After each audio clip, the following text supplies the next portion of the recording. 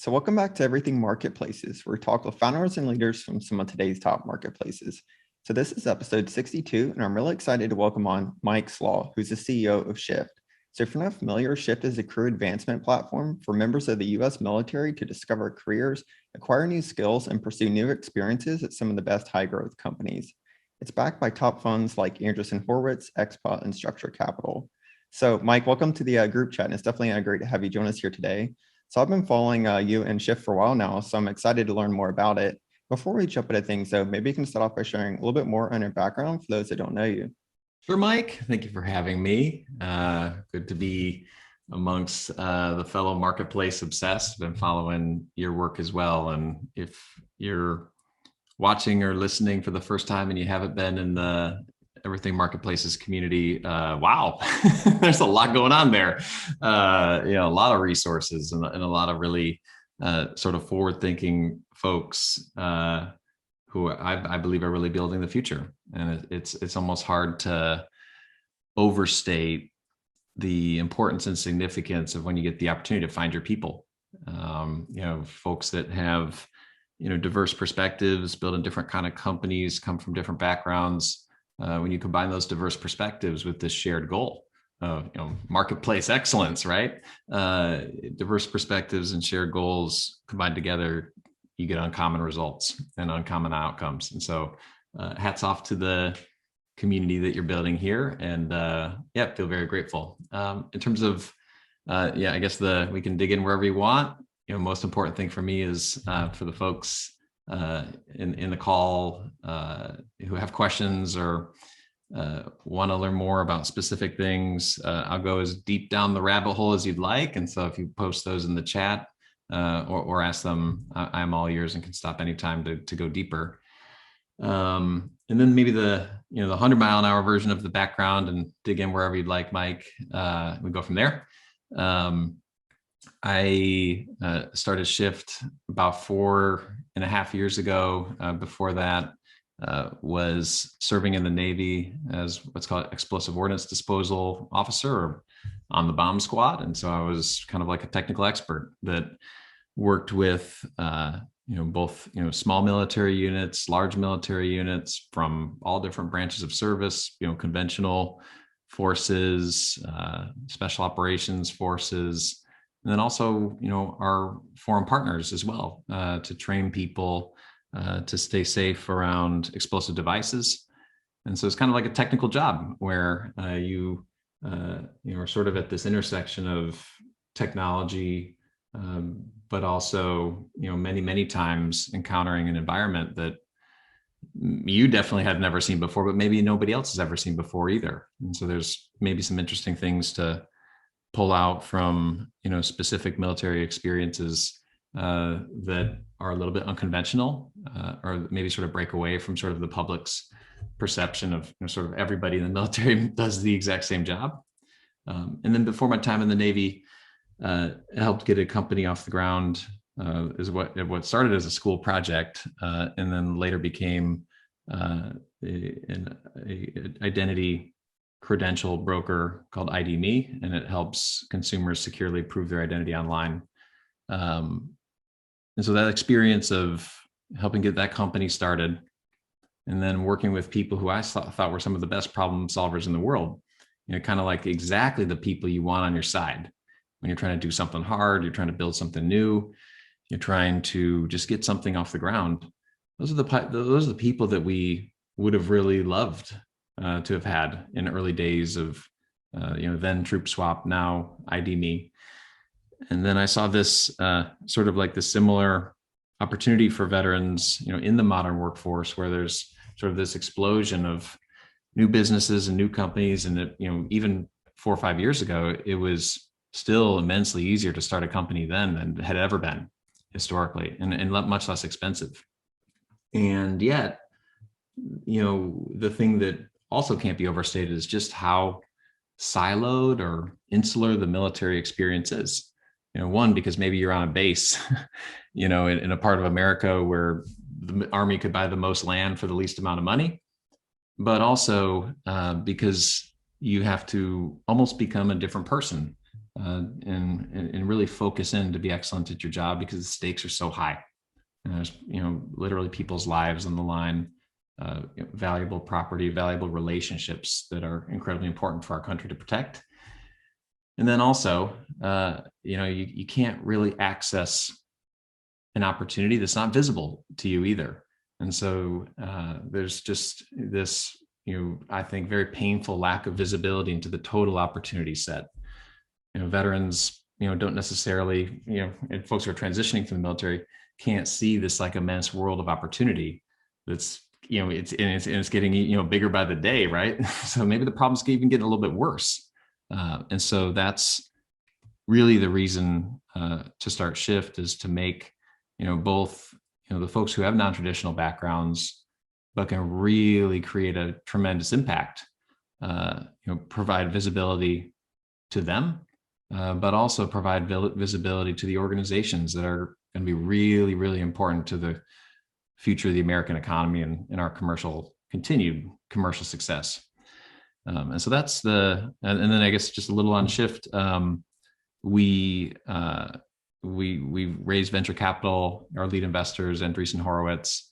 We also got our startup studio, venture studio called Expa, and have a couple of other great investors that have really supported us quite significantly along the journey. And so we're doing this from a venture perspective, trying to solve what we think is a really thorny problem that affects 250,000 people who separate from the military every single year. But also, veterans comprise about 5% of the U.S. labor force today. And so we think that we have this opportunity to create this opportunity to create advancement for folks that we think are going to be really important in the future. We make money in two ways. One, we help companies, mostly small businesses that are growing rapidly, either start or accelerate their veteran hiring initiatives. And so we partner with companies like Okta or Snowflake or Affirm to sort of, hey, we went from 0 to 1,000 employees overnight. If we don't really make an intentional effort to recruit veterans, it'll be more difficult for us to recruit a workforce that represents the rich diversity of the customers that we serve as well. And then on the second source of revenue is we build assessment technology for the Department of Defense to help them identify maybe overlooked or untapped emerging technology talent, emerging innovation talent. And we build this assessment methodology and continuously evolve it through facilitating a cross-industry immersion program called Defense Ventures, where folks who are promising early career military emerging talent, and we embed them at now 60, I guess now 70 plus venture capital firms and technology startups for 6-week, toss them into the deep end of the pool and get to see what great looks like on the commercial side, such that the DoD can be a better customer to the types of technologies that we want supporting the folks on the ground in the future. That's the fast version of Shift. Awesome. That's quite the unique background and incredible experience. I don't think we have many people that were a former bomb squad on every day here. So that's great. Maybe a lot of unique folks on here that care about the same thing. That's why I think this community is so powerful. Yeah, no, I definitely appreciate it, and it's pretty amazing to hear the stories behind the kind of origination of starting these marketplaces, which of course have the ability to make an impact at scale. Which you're definitely doing with Shift.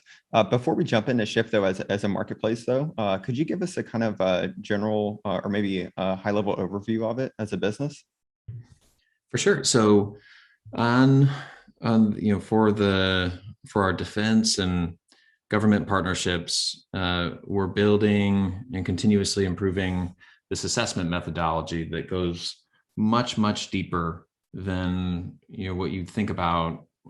Like a traditional, that hasn't been changed too much over the last 50 or 100 years, performance management system. And so, and I'm feeling safe here, Mike. We can go down the rabbit hole a little bit, right?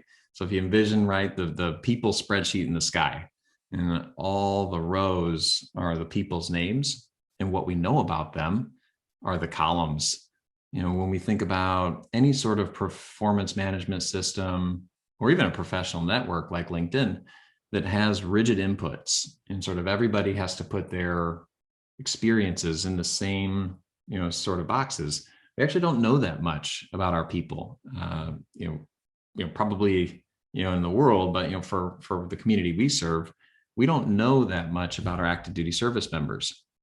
When we look at the performance management, we don't have fields to show how strong they are in things like thinking qualities or presentation skills or the ability to synthesize really complex information and make sense of it for other people as well.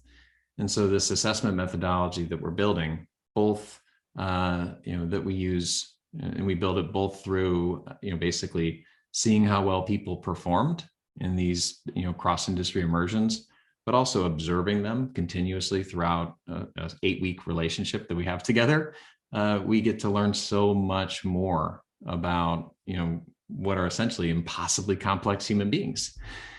And so when you think about the, again, that people spreadsheet in the sky, if you've got a lot more columns in terms of what we either know about people or what we learn about people or what they prove about themselves, if you were to take, your resume, Mike, and put down all of the experiences you've ever had, professionally, then put any sort of like, skills or certifications that you've achieved or demonstrated capability in.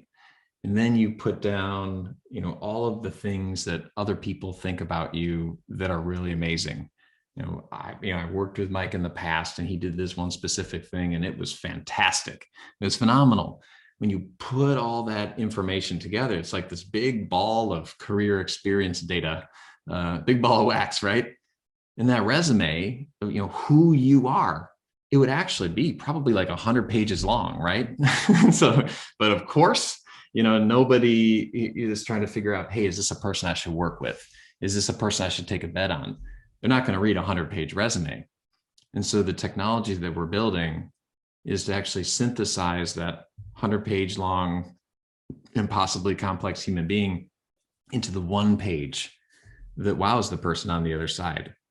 And we saw this, happen, of course, with like, a platform like Dribbble or Behance, right? Designers and product designers, they try to put, their self into like a LinkedIn profile, rigid inputs. And it doesn't really show this demonstration of work that's going to wow somebody who wants to hire a designer on the other side. And this is really the promise of vertical labor marketplaces, of course, where we can get so specific and we can achieve so much depth into a community with very individualized needs. And we can be, we're able to share a much better version of that person on the other side. And so in terms of, how that maps to us, having a labor marketplace where we help companies hire more military vets, right? Our work with the Department of Defense allows us to deploy these things that we learn about how to assess military talent, people with military experience, and highlight those specific things that make them special to our hiring partners and the companies that work with us. And then maybe just because, hey, we're in the marketplace chat, there's a few, I think, not necessarily differentiating or unique, but what are the things that we've learned over the past 4 years that we've incorporated into our approach to this marketplace? We've learned that it's really, really painful for companies that are trying to source military veterans or diversity candidates to work at their organization. It's really painful because only 7 to 10% of recruiter outbound is replied to.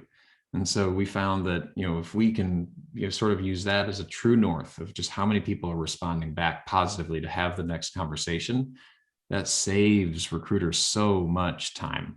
And if you, let's put it this way, you'd never be sorry about investing in your recruiters. They're probably, the organization that creates the most impact at a company. Like we literally wouldn't have teams without them. But think about if you're a sales leader or a product leader and you said, hey, I need Salesforce to do my job better, or I'm a product leader, I need the XYZ tooling set. there's never friction there, right? Because it gives them leverage and allows them to be more productive and create more impact. And so one of the ways in which we create impact for teams is, we have more than 50% candidate response rate. And so it's about 5 times or a little bit more the industry average. And how we're able to do that is by taking this managed marketplace approach, where everybody that we feature in our tool that our partners access, they've just completed either a 4 or 5 week pre-interview prep course. And so we're able to kind of forecast, okay, these folks are going to be featured on this date. These folks are going to be featured on that date. Everybody's ready to go. And so that's a delightful experience when you're reaching out to military candidates who are ready to interview right now and they respond to your inbound. But not only do we manage sort of the velocity and sort of the willingness for candidates to respond back, it also allows us to do a little bit of work in upskilling our community as well. And so if you've never, for most folks leaving the military, might be the first job you interviewed for in your entire life. And so, we're really honest about this, in our military veteran community. We know we're bad at interviewing.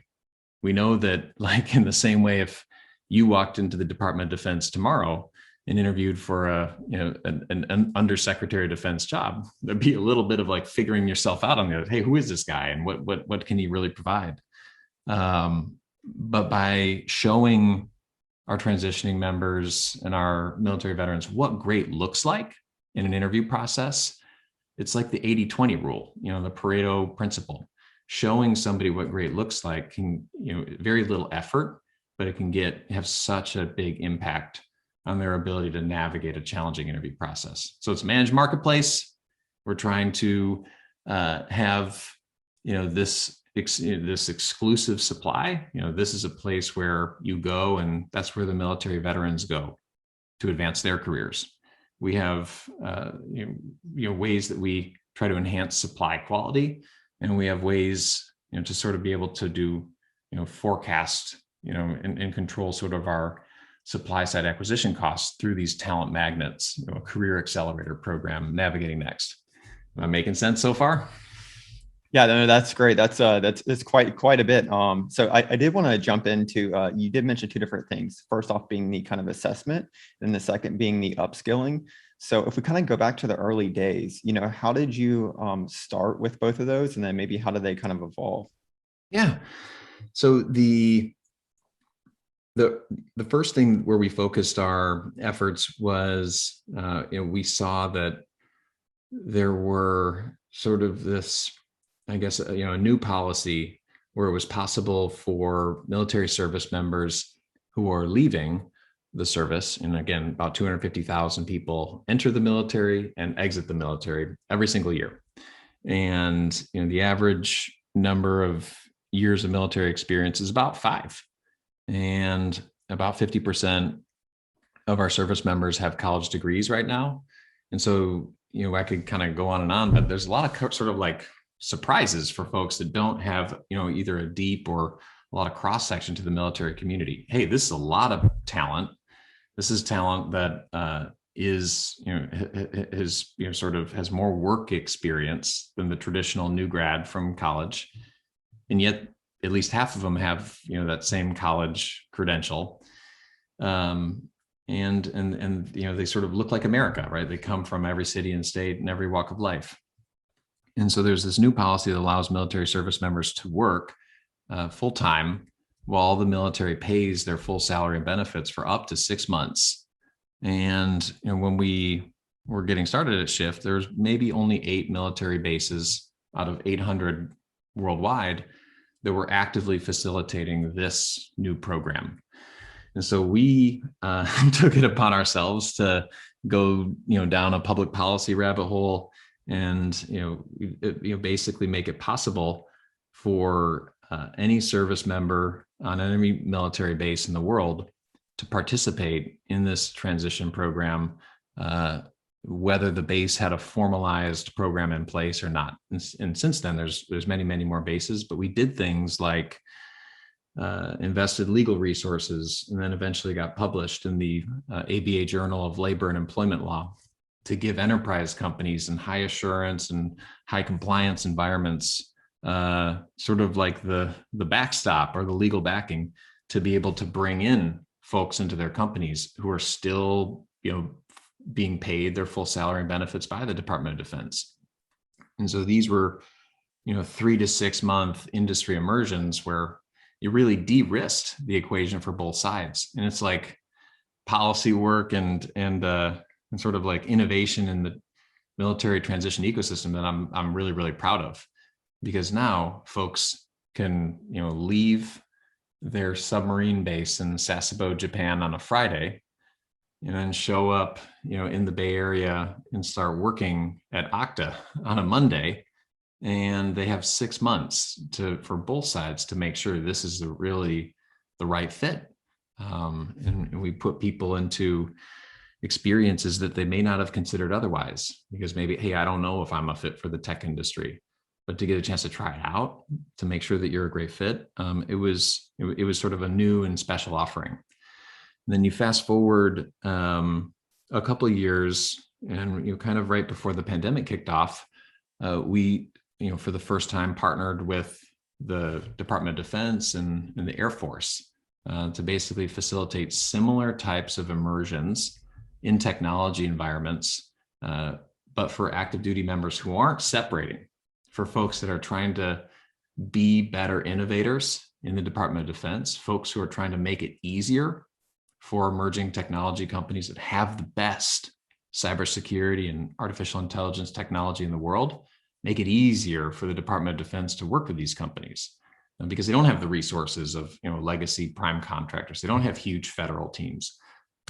So by physically embedding them in the environment, you can, no substitute for that. You can read all the blogs and listen to the podcasts, but when you put these two groups of people together, it turns out they start working together more seamlessly. And so it was really the network that we established within the venture capital industry from that first program that we facilitated for folks leaving the military, that we still facilitate today, that led to our opportunity to be able to facilitate industry immersions for folks who are not leaving the military. And we decided that by having these almost like structured experiments where folks we accept people into the Defense Ventures program, we make a prediction on how well they'll perform, and then everybody starts at the same time, everybody ends at the same time. Then we have a chance to be really honest with ourselves and say, hey, how well did our predictions perform? And so that mapped to the sort of forward-thinking opportunity that we thought we could capture if we're very structured about our assessment and then continuously iterating on it based on our learnings. There are 50 cohorts of 20 Defense Ventures fellows that are going to be participating in this experience over the next 3 years.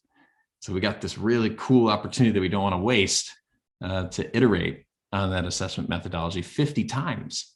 And 50 times into the future, we think that we're going to have a very unique capability to understand military service in an incredibly meaningful way. And those benefits certainly flow through to the Department of Defense. We think it also flows through to our marketplace and our hiring partners as well. So on that note too, I did want to jump into the other aspect, which is going to be more of like the hiring marketplace. So could you share a little bit more about that and how integral that is overall to your business?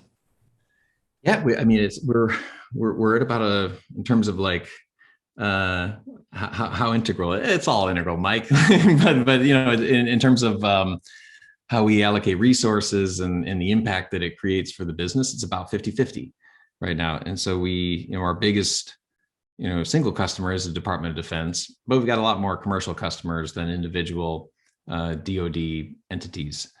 On the marketplace, we've taken a little bit of a different approach than in terms of our pricing and in terms of our partnership strategy, in that we don't charge for individual seats on a platform.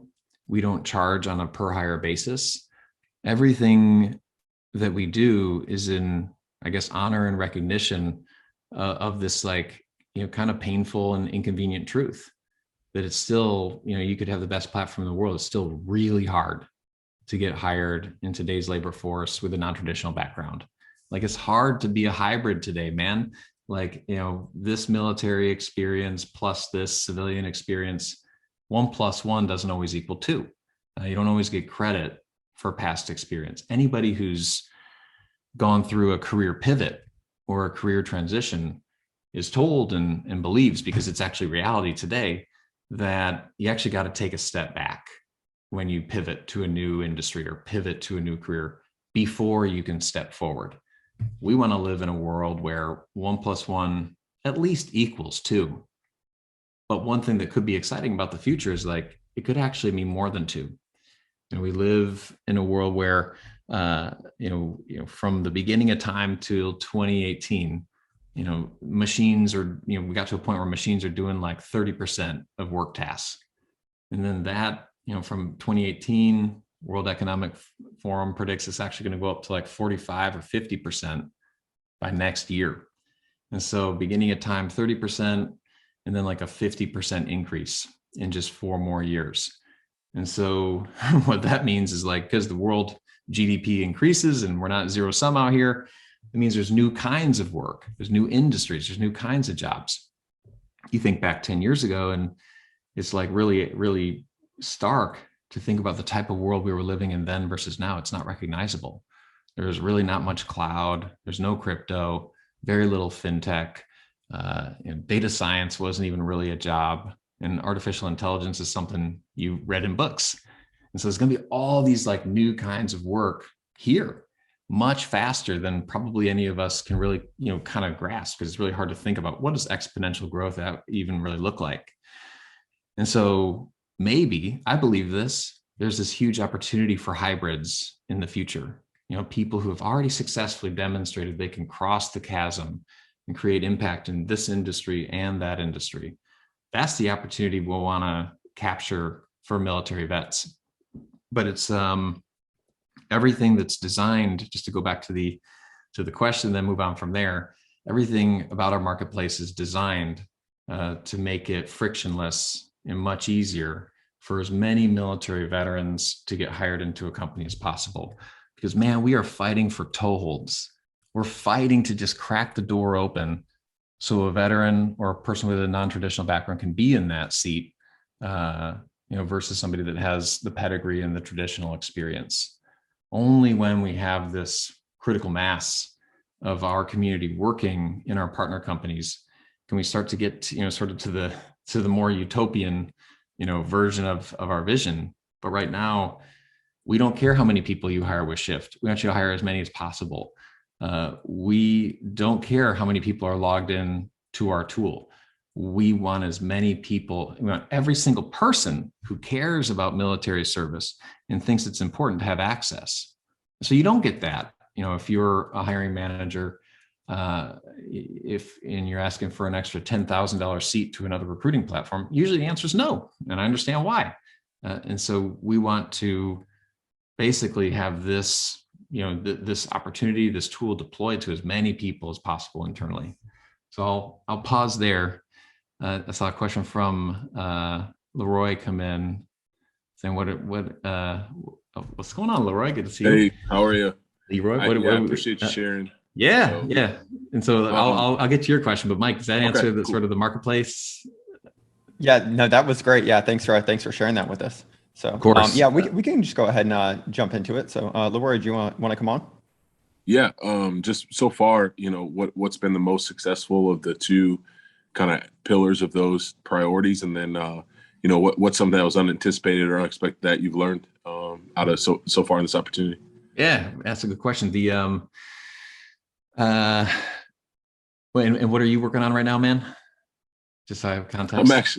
I'm actually on active duty, and we'll look to transition at the end of the fiscal year in 2022. So nice. And how did you find your place in the Marketplace Geek channel? Well, it was when he posted it, I think on LinkedIn, that you were doing this, and that's how I got familiar with. So I'm kind of an interloper a bit in Oh, this. good. Yeah, I was you're more just familiar with Shift than I was with the marketplace community.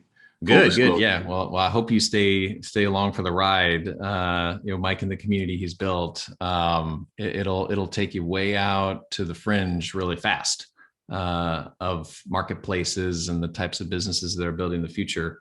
And I think that one of the things that's the military like looks like America, right? Like you don't say like, oh, a veteran is X, Y, and Z. Like it's I'm always paranoid that I'm going to not do our community justice, or I'm going to put our community into a box when no one really there's just an endless amount of these impossibly complex human beings that comprise the military, right?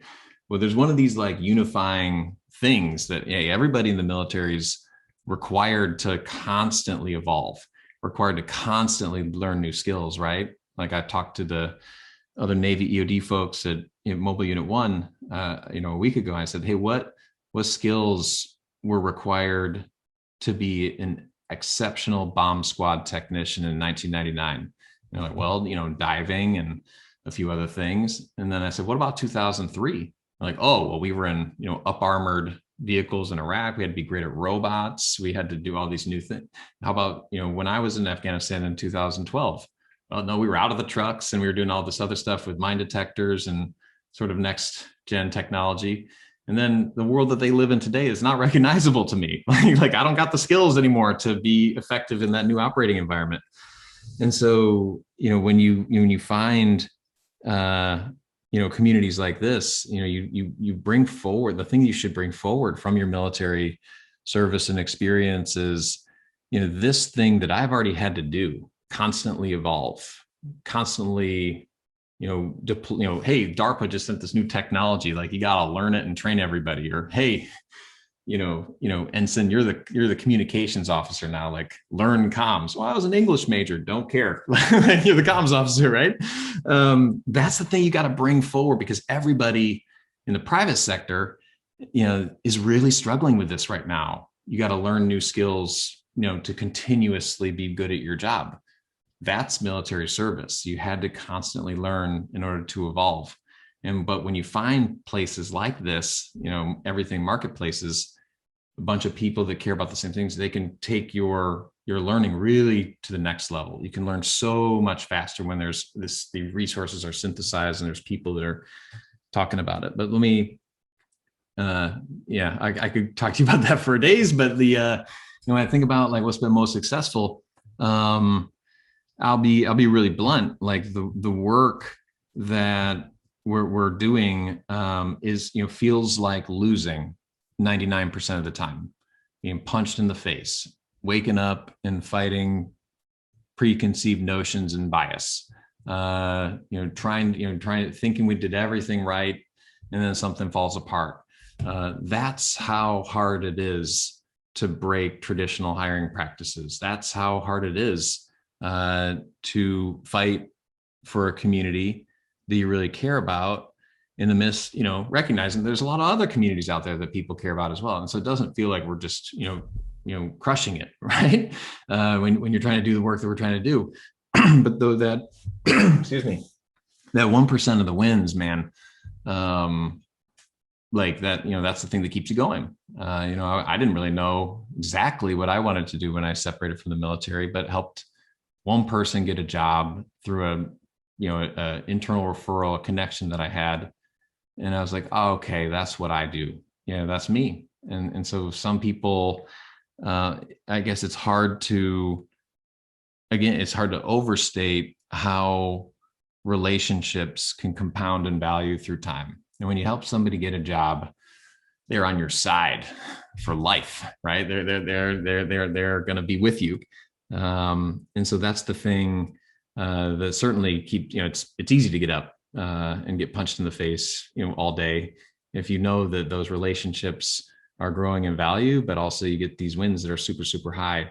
And so I would say that when you say what's been the most successful, it's been a struggle, right? And so there's not like one that's like, I think that they're so tightly coupled together, like our our opportunity to create a new kind of assessment methodology is just going to have this landslide impact for the military veteran community that is in the private sector and not still in the Department of Defense, when we're able to sort of modify that for a different use case. But in terms of sometimes you can measure success, based on, like, people talk about, of course, traction, but this concept of product market fit. We've never experienced at Shift anything like defense ventures, where in a very short period of time, we were able to build an incredibly significant network of venture capital firms who are open to hosting, fellows for short-term immersions, and also commercial companies that have this shared interest of exploring the federal marketplace. And so from, basically in the last, call it 16 months, we've facilitated 115 of these industry immersions. And that means that there's both demand from military service members and demand from companies that want to get closer to this community. And then over the next 3 months, we'll facilitate an additional 100 of these immersions. And then next, we got big goals for next year as well. And so this has really been the most significant out of the gates traction that we've ever felt. And I think that on the actual, the priority on helping companies start or grow their military hiring initiatives, we went from a model where, we were taking a percentage of salary, but then it was like, oh, well, this org is gaining this person. There's an internal transfer and they didn't have the budget for it. Or maybe it's like almost like a new sales conversation every time you try to get somebody hired, if it's always a percentage of salary. And so we kind of had this opportunity in COVID where nobody was hiring, especially people with different backgrounds and non-traditional backgrounds, to think about, like, what's the model that could actually get to a place where 200,000 or 500,000 people per year were getting access and visibility to opportunity that wasn't visible to them before. And that's why we moved from sort of this hybrid contingency agency type of model to a platform. And the risk that we ran was that, like, what recruiter needs another platform, right? You already got to log into like 17 of them. But ours, unique approach where it's like there's these scheduled drops of talent. It's in recognition. The military veterans are only going to be like a slice, right, of your total hiring and recruiting efforts. And so if we're consistent, the quality is good, the candidates respond, and you only got to log in once every 2 weeks to see all the candidates, that's an approach that's starting to resonate very quickly. And sort of our adoption of this new model, we're really excited about. But hopefully that answered the question. Yeah, I appreciate it. Appreciate the deep, in-depth answer. Thank you. Yeah. Hey, you come into the marketplaces chat, you're going to go down the rabbit hole. Right. No, that was great. You actually touched on one point that I wanted to chat about, which is the revenue model. So that was really interesting. Sure. So I did have a question. So you mentioned the cohorts and some of the different, I guess, was it you call it immersions? From them. So, like, what does the kind of future look like as you kind of scale? Is that by scaling up the number that go through the cohort, or what does that kind of look like? Yeah. And so, like, okay, how do you get to scale? How do you create, get to that world where you want to live in, where, our goal is that any veteran that puts in the work, and it's real work, right, to get your story to a place that adds up to somebody who's a stranger on the other side. Everybody who goes through that process and gets visible in our platform is going to get some inbound. They're going to get some great conversations. They're going to get some good job offers that they wouldn't have had otherwise. We want to live in that world as quickly as possible. But when we talk to our partners about how are we going to price this, how are we going to operate this model, we've got unlimited seats. Yeah, we've got unlimited hires. Yep, the talent drops every 2 weeks. There's got to be a certain amount of talent density in the tool for just one partner to find success, right? But the vast majority of all that talent is not going to get hired by that one partner. And so what we're paying very close attention to is how do you balance supply and demand? Like right now, we prepare 5 times as many vets in our career development and prep programs than we think we'll need to prepare to make every single one of our partners happy, just because we need liquidity in terms of the total number of candidates that our partners can speak to. And there's this inefficiency right now at a smaller scale because maybe there's location mismatches or salary mismatches, or hey, we're hiring for sales today and we're not hiring tomorrow, because hiring is sort of an ever evolving thing, and it's very, very difficult for any business to predict your hiring needs 3 months, much less 12 months into the future. And so, one way to get to scale is that, the total number of people who are featured on the tool, there's, an ever increasing match rate, right? So if there's a very low match rate today, there's, you can scale up the total number of partners 3, 5, 10x and still have a match rate where everybody is having a good experience, right? Because this, getting a job is, it's actually maybe an oversimplification, but it's that, there's kind of a simple thing. Like if your story adds up and you've got a lot of eyes on your story, you're going to get access to opportunities. Like it's kind of nuts, man. There's like this razor thin margin between having no opportunities and having too many opportunities. And so you can get to too many opportunities by doing things like making yourself visible to the world, creating content, pulling a whole community together. And obviously that's hard work, but there's this thin line, between having no opportunities and too many. And so, the other way, the obvious, additional way we can scale is, we very much understand and are paying close attention to the unit economics of the model as well. So not only can we add more employers and everybody still has a good experience, we can increase the throughput of the cohorts themselves. And then we can start to do things like feature, specific candidates through manual or automated emails to specific opportunities at our partner companies.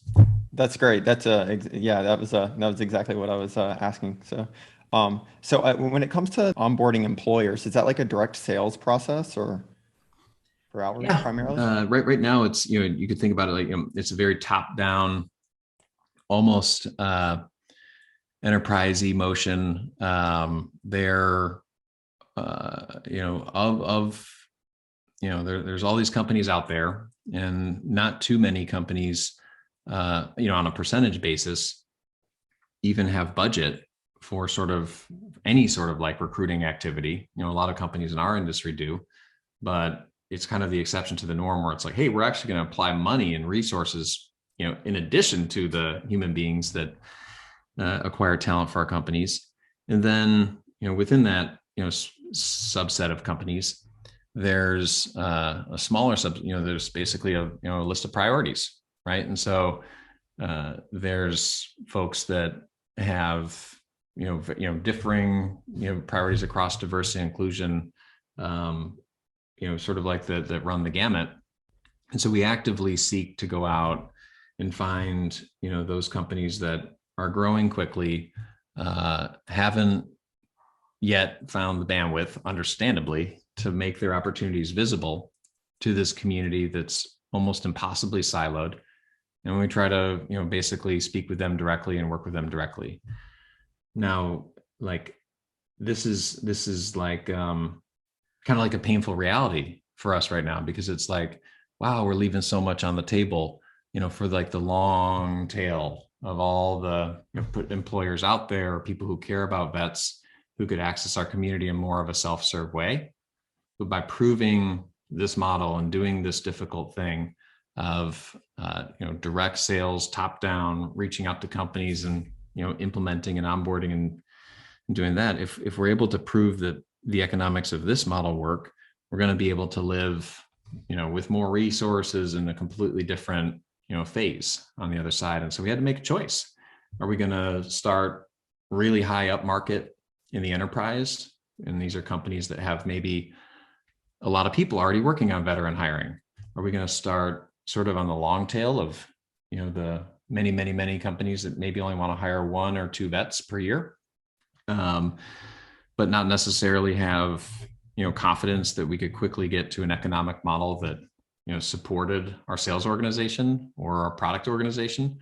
Or do we find positive unit economics in the mid-market, and then look at all the types of different companies who sort of would be thrilled if they hired 5 or 10 veterans per year, or double thrilled if they hire more than that. So we've sort of calibrated our pricing and our go-to-market around who are the companies out there who would be thrilled to hire 5 to 10 vets per year, because the way our organization is designed and the way that sort of like the prep course functions, like those are customers that we can serve really, really well today.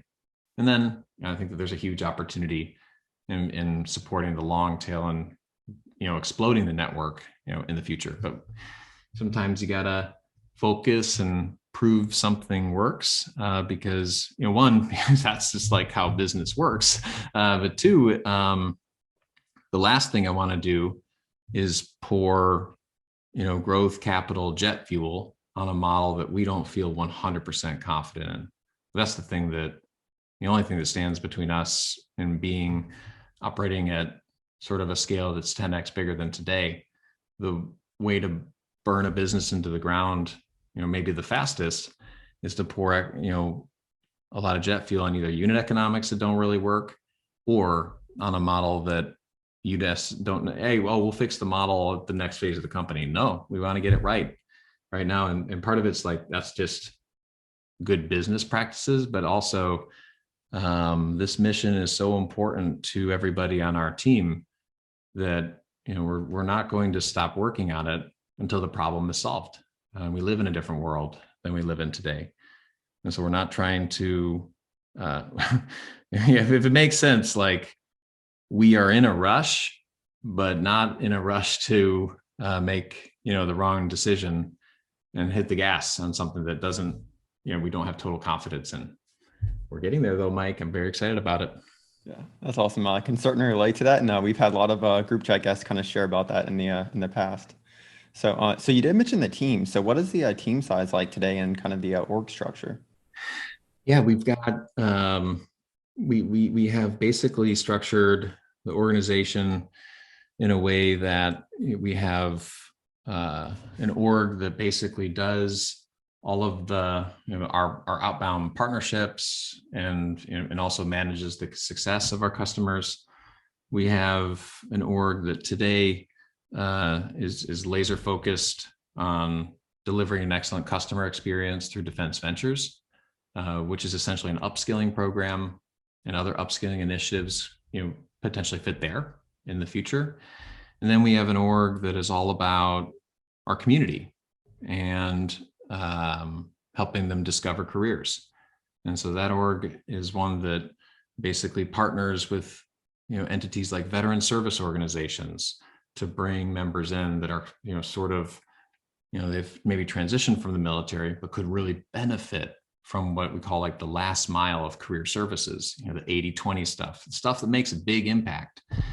And so how the org structured is basically, the community function pulls new members in and delivers, either, cohort-based courses or asynchronous, content within a member experience that allows people to be more successful than the typical transitioning service member or veteran in the job search. But we're doing a lot and making a big impact. Only 35 people today. And I think that'll change in the relatively near future. But we're pretty lean. And I'm pretty proud of the team that's around the table today creating this future that could be possible once we sort of like prove the model and get the opportunity to step on the gas. Yeah, certainly incredible to hear how much of an impact you've already had a chance to make so far. So I actually had a question from someone prior that wasn't able to join, but they wanted to learn more about what your fundraising journey has been like, because you definitely have some pretty incredible investors. I appreciate it. Yeah, I think with fundraising journey, that capital J, for sure. I think there are investors that, look at the opportunity with Shift, and they're very, currently obsessed with things like vertical labor marketplaces or marketplaces in general. And they, see a future where, if 5% of the labor force is advancing their careers or changing jobs, then that's an incredibly valuable platform. We also have investors that see this opportunity at the intersection of emerging technology, venture capital, and national defense, national security. And so there's a big opportunity to help people get into the right jobs inside of the military, to help people advance their careers and learn faster, learn at network speed inside of the military as well. And you might be, the only person who cares about the future of cybersecurity at Fort Benning, Georgia. But, again, there's just this immense value in finding your people. And once you're sort of plugged into that network, you can learn with the network. And so defense investors and folks that are super interested in what does the future of civic tech look like, look at Shift for that reason. And then there's another subset of investors that look at everything that's happening in the professional growth and the career advancement space. And as we go to this way more flexible and tremendously more distributed environment, every CEO knows, like, it's time to invest in our teams. It's time to make people feel like we are, and make people know that we are invested in their professional growth and professional development. You see, I think, just this like tidal wave of opportunity being afforded to the individual employee that was never there before. And you think about these incredible programs like Reforge or On Deck, and that's an opportunity that didn't exist before. And that's something that investors who are excited about what does career advancement look like in the future, look at Shift and see a similar opportunity there. So not trying to be all things for all people, but every investor has their individual focus area. And I think what we've done a good job of is convening this diverse group of investors with diverse perspectives around this set of shared goals. And I think about like the fundraising, the fundraising journey. You can, like, I'm not a person that rules out the impact of luck, but it's kind of similar. Fundraising is in many ways similar to hiring, right? Like the story's got to add up, and there's got to be visibility on that story. And so on the visibility side, that is like a function of access. And one of the things that I have to keep reminding myself is just this concept of access and how important it is to everybody that's trying to sort of get to the next level in their life or the next phase of their career or their company. And I think the things I could go on probably for the next hour on the things that I did wrong. Happy to share with anybody on sort of like lessons learned. But in terms of what I think we did right, there's a lot less of them. Is we spent a lot of time developing deep relationships with venture capital talent partners and providing value to the portfolio companies that they support.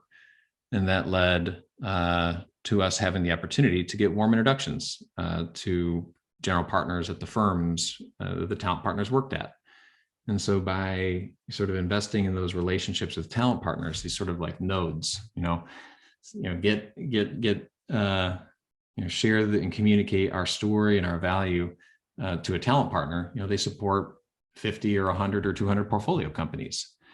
And so that's certainly something that that we did right there. And then maybe another example of sort of like what of the journey itself is just that you kind of like always hear this advice of only work with the investors that have the exact sort of vision of the future as you do, and like take no prisoners and like suffer no fools and only work with those folks who want to live in. And it's like kind of like when you're early on, you're like, okay, but kind of got to make payroll, like going to run out of money in 62 days, right? So like money in the bank account. And but my perspective on that really changed when we found specific investors that, simply put, were equally disgusted about the world that we live in today, and that this is just not a world that any of us want to live in the future, where opportunities and veterans are not visible to each other. And so that, finding, that one person that can get other folks around the table, that can, help you get way down deep into the trenches. It is incredibly important. I don't know, I don't really have a perspective on like at what stage and when should you do that. But it really can be an accelerant. And so I think that finding ways to get visible to VC firms, providing value, having, a newsletter, providing value to, at the portfolio level, can reduce friction, and it can create visibility on you. But then also, finding, that, it's kind of like love, right? There's like a match for everybody else out there. Same's true of hiring as well. So long as the story adds up and you got visibility on it. And the cool thing about effort and like how much it takes to, effort's free. Like, so you got to kind of balance those things. Like, all right, I'm providing value to get a good reputation, but really who's the person here? It's not necessarily the firm that's investing in you. It's that other impossibly complex human being on the other side of the table. That's yeah, I love the point about effort being free. Great. Awesome. I didn't realize we're almost out of time over here. So, but wow, this is a really interesting chat, and it's great to learn more about Shift.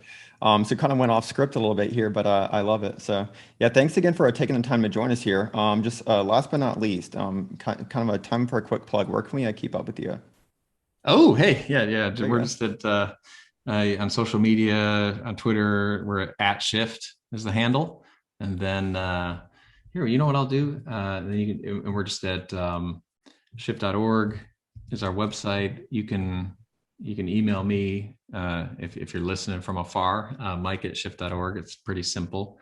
And then for the folks in the room, this is just out here. I just dropped a Google Doc in here that you're welcome to share with the community, Mike. But this is just all the things that, this was inspired by a friend who said like, hey, how can I get up to speed on the types of books you're reading right now? And I said, oh man, it's not just books. It's like, here's everything about what I think the future of labor marketplaces look like, what the future of work looks like, what the future of professional advancement looks like.